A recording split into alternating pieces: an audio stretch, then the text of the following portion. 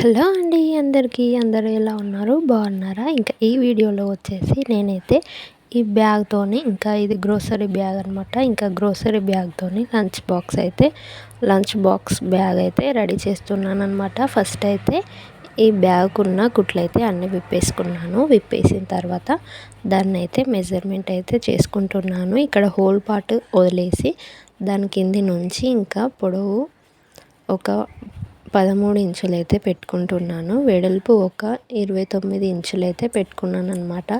ఇలాగా పొడవు వెడల్పు మార్క్ చేసుకున్న తర్వాత మనమైతే ఒక లైన్ అయితే డ్రా చేసుకోవాలి. లైన్ డ్రా చేసుకున్న తర్వాత చూసారు కదా, నేను ఇలా చూపిస్తున్న విధంగా లైన్ అయితే డ్రా చేసుకోండి. డ్రా చేసుకున్న తర్వాత ఒక బాక్స్ షేప్లో, రెక్టాంగులర్ బాక్స్ షేప్లో వస్తుంది కదా, ఆ పార్ట్ని మనం కట్ చేసుకోవాలి.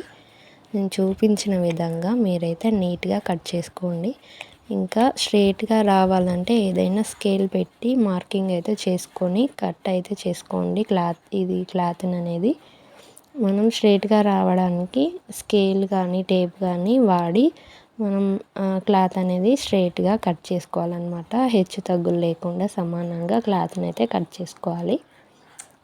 ఇలాగా కట్ చేసుకున్న పార్ట్ని మనం ఎంత సైజులో ఉంది చూసుకోవాలి. చూసుకున్న తర్వాత మనం ఇంట్లో వాడని ఏమైనా పనికిరానివి క్లాత్స్ ఉంటాయి కదా, దాన్ని అయితే తీసుకోవాలన్నమాట. నేనైతే ఇక్కడ నా పాత కుర్తీ అయితే తీసుకుంటున్నాను.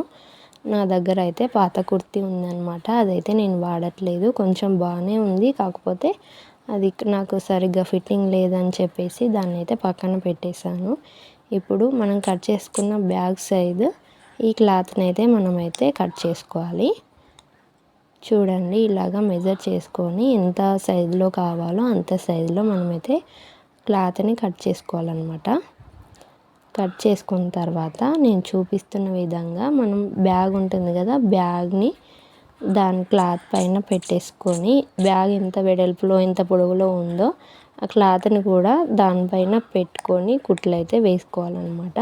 ఇంకా క్లాత్ అనేది ఎక్స్ట్రాగా వస్తుంది కదా, దాన్ని మొత్తాన్ని కూడా మనమైతే కట్ చేసుకోవాలి.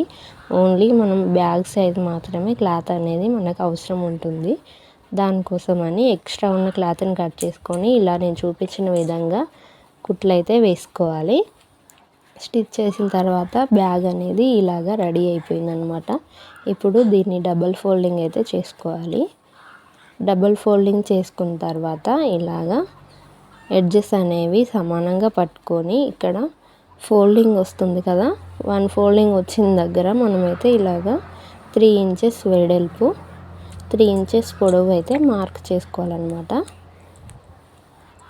ఇలాగా 3 ఇంచెస్ వెడల్పు 3 ఇంచెస్ పొడవు అయితే మార్క్ చేసుకోవాలి. మార్క్ చేసుకున్న తర్వాత ఈ మార్కింగ్ని మనం కట్ చేసుకోవాలన్నమాట. ఇంకా బ్యాగ్ ఇంకా క్లాత్ రెండు కలిపి మార్క్ చేసుకున్న పార్ట్ని కట్ చేసుకోవాలి. కట్ చేసుకున్న తర్వాత 1 సైడ్ అయితే కట్ చేసుకున్నాం కదా, మళ్ళీ సేమ్ సైడ్ ఇంకొక సైడ్ కూడా అలాగే సేమ్ కట్ చేసుకోవాలి. ఎడ్జెస్ సమానంగా లాగి పట్టుకొని కట్ చేసుకోవాలన్నమాట. ఎడ్జెస్ అనేవి హెచ్చు తగ్గులుగా వస్తే మనకు ఫినిషింగ్ అనేది నీట్గా రాదు. అందుకోసమని ఎడ్జెస్ కరెక్ట్ లాగి పట్టుకొని ఇంకా ఫోల్డింగ్ వస్తుంది కదా, అక్కడ మళ్ళీ 3 ఇంచెస్ మార్క్ చేసుకొని 3 ఇంచెస్ పొడవు 3 ఇంచెస్ వెడల్పు మార్క్ చేసుకొని ఆ వచ్చిన పార్ట్ని మనమైతే కట్ చేసుకోవాలి. కట్ చేసుకున్న తర్వాత చూసారు కదా, ఇట్లాగైతే వస్తుందన్నమాట. దీన్ని మనం ఏం డిస్టర్బ్ చేయకుండా ఇట్లాగా స్టిచ్ అయితే చేసుకోవాలి సైడ్స్కి. ఇప్పుడు మనం కట్ చేసుకున్న పార్ట్ని వదిలేసి సైడ్స్కి అయితే స్టిచ్ అయితే చేసుకోవాలి. చూసారు కదా, స్టిచ్ చేసుకున్న తర్వాత ఇట్లాగైతే వస్తుంది. ఇప్పుడు మనం కట్ చేసుకున్న పార్ట్ని ఓపెన్ చేసుకోవాలి. ఓపెన్ చేసుకొని బయటకి లాగి ఇంకొక స్టిచ్ అయితే ఇక్కడ చేసుకోవాలి. ఇంకొక స్టిచ్ వేసుకోవాలి. ఇక్కడ ఇలా 2 సైడ్స్ అయితే స్టిచ్ అయితే చేసుకోవాలన్నమాట. స్టిచ్ చేసుకున్న తర్వాత ఇట్లాగైతే వస్తుంది. దాన్ని అయితే మనం బ్యాగ్ని అయితే ఓపెన్ చేసుకోవాలి. రివర్స్ తీసేసి ఓపెన్ చేసుకున్న తర్వాత ఎడ్జెస్ ఉంటాయి కదా, మనం స్టిచ్ చేసుకున్నప్పుడు మనకి 4 ఎడ్జెస్ అనేవి వస్తాయి. ఆ 4 ఎడ్జెస్ని కింద పట్టుకొని మీద పట్టుకుంటే మనకు ఒక స్ట్రేట్ లైన్ లాగా అయితే కనిపిస్తుంది. ఆ స్ట్రేట్ లైన్ మీద కుట్లు అయితే వేసుకోవాలి. మళ్ళీ బ్యాగ్ని మనం రివర్స్ తీసుకొని ఇప్పుడు ఇక్కడ ఖర్చు వచ్చింది కదా, ఖర్చు వచ్చిన దగ్గర బ్యాగ్తోని డబుల్ ఫోల్డ్ చేసి ఆ ఖర్చు అనేది ఏర్పడకుండా మనమైతే స్టిచ్ చేసుకోవాలన్నమాట. ఆ ఖర్చులు అనేవి లోపల ఉండిపోతాయి, బయటకు కనిపించకుండా ఉంటాయి. అట్లాగే పైన సైడ్ కూడా క్లాత్ కనిపించకుండా మనం బ్యాగ్ని అయితే తీసుకొని ఫోల్డ్ అయితే చేసుకొని కుట్లు అయితే వేసుకోవాలన్నమాట. ఇలా చేయడం ద్వారా ఫినిషింగ్ అనేది చాలా నీట్గా వస్తుందన్నమాట. ఇంకా మనం హ్యాంగింగ్స్ అంటే పట్టుకోనికి ఏదైనా బ్లాక్ కలర్, నేనైతే ఈ బ్యాగ్కి బ్లాక్ కలర్ సూట్ అవుతుందని బ్లాక్ కలర్ అయితే తీసుకుంటున్నాను. బ్లాక్ కలర్వి ఏదైనా క్లాత్ 4 ఇంచెస్ తీసుకొని దాన్ని డబుల్ ఫోల్డ్ చేసి తీసేసిన తర్వాత దాన్ని అయితే అటాచ్ చేసుకోవాలి. బ్యాగ్కి అటాచ్ చేసిన తర్వాత ఫినిషింగ్ చూడండి చాలా నీట్గా వచ్చేసింది. ఎంత బాగా కనిపిస్తుంది చూడండి. మనం ఎందుకు పనికిరాని గ్రోసరీ బ్యాగ్ ఇంకా వేస్ట్ క్లాత్తోని మనం మంచి లంచ్ బాక్స్ని అయితే ప్రిపేర్ చేసామన్నమాట. ఇంకా ఎడ్జెస్ అనేవి నీట్గా కుట్టుకున్నాం కాబట్టి చాలా నీట్గా ఉంది. నా దగ్గర ప్రజెంట్ జిబ్బులు అయితే లేవు, అందుకోసం అయితే జిబ్ అయితే వేయలేదన్నమాట. చూడండి లోపల అయితే నీట్గా కనిపిస్తుంది కదా. మనం ఖర్చు కనిపించకుండా క్లాత్ అనేది ఫోల్డ్ చేసి కుట్టుకున్నాం కాబట్టి నీట్గా ఉంది.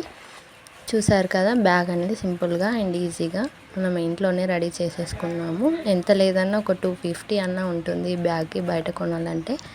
చాలా నీట్గా కనిపిస్తుంది కదా. ఇంకా ఈ వీడియో కనుక మీకు నచ్చినట్టయితే మన ఛానల్ని అయితే సబ్స్క్రైబ్ చేసుకోండి. Thanks for watching.